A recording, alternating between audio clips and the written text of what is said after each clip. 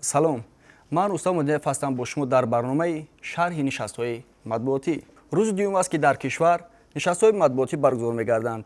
Имрӯз нишасти саридораи геологияи назди ҳукумати ҷумҳурии Тоҷикистон, хадамоти назорати давлатии бехатарии корҳо дар саноат ва соҳаи кӯҳкории назди ҳукумати ҷумҳурии Тоҷикистон, донишгоҳи техникии Тоҷикистон ба номи Академик Осимӣ, донишгоҳи миллии Тоҷикистон ва агентии хизмати давлатии назди президенти ҷумҳурии Тоҷикистон баргузор гардид. Нишасти матбуотии саридораи геологияи назди ҳукумати ҷумҳурии Тоҷикистон оид ба корҳои омӯзишии геологӣ ибрози назар карда шуд.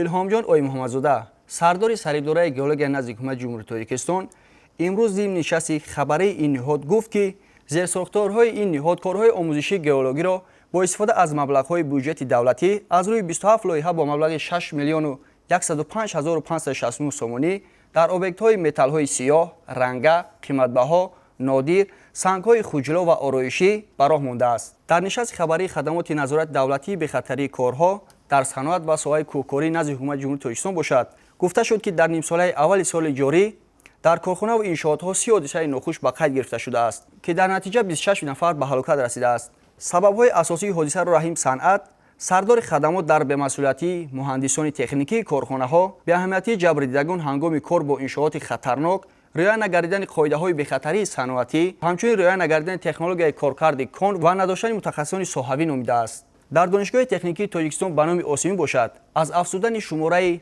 гирандагони стипендияи президентӣ гуфта шуд. Дар ин бора Қудрат Давлатзода, ректори донишгоҳи техникии Тоҷикистон ба номи Академик Осимӣ имрӯз гуфт, ки то соли 2021 танҳо як донишҷӯи донишгоҳ стипендияи президентиро сазовор гашта буд. Айни замон шумораи гирандагони стипендияҳои президентӣ ба 7 нафар расидааст. Донишгоҳи миллии Тоҷикистон бошад, имрӯз аз бунёд гардидани маҷмӯаи варзиш барои донишҷӯён аз рӯи 20 навъи варзиш хабар дод. Гуфта шуд, ки донишгоҳ нақша дорад дар соли равон комплекси бузурги варзиширо дар шаҳраки донишҷӯён ифтитоҳ намояд. Хабари дигаре, ки дар ин нишаст мавриди таваҷҷӯҳи хабарнигорон гардид, ин ба кор таъмин гардидани донишҷӯёни фаъоли журналистикаи Донишгоҳи миллии Тоҷикистон буд. Бино ба гуфти Қобилҷон Хушвақтзода, ректори Донишгоҳи миллии Тоҷикистон, донишгоҳ имкон дорад 3 мутахассиси журналистика ва 6 донишҷӯро аз ҳисоби факултаи журналистика ба кор ҷалб намояд. Таваҷҷӯҳ намоед ба хабари дигар. Дар агентии хизмати давлатии назди президенти ҷумҳурии Тоҷикистон аз зиёд гардидани шумораи занони роҳбар гуфтанд. Зикр гардид, ки дар нимсолаи аввали соли равон аз 5937 нафар ишғолкунандагони мансабҳои роҳбарикунанда 1143 нафари он занон мебошад, ки ин теъдод нисбат ба ҳамин давраи соли гузашта 49 нафар зиёд аст. Ҳамчунин маълумот дода шуд, ки дар маҷмӯъ шумораи занон дар хизмати давлатии шаҳрвандӣ 4556 нафарро ташкил медиҳад. ин адад нисбат ба ҳамин давраи соли қаблӣ 1018 нафар зиёд мебошад. моро ҳамарӯза пайгир бошед. хайр.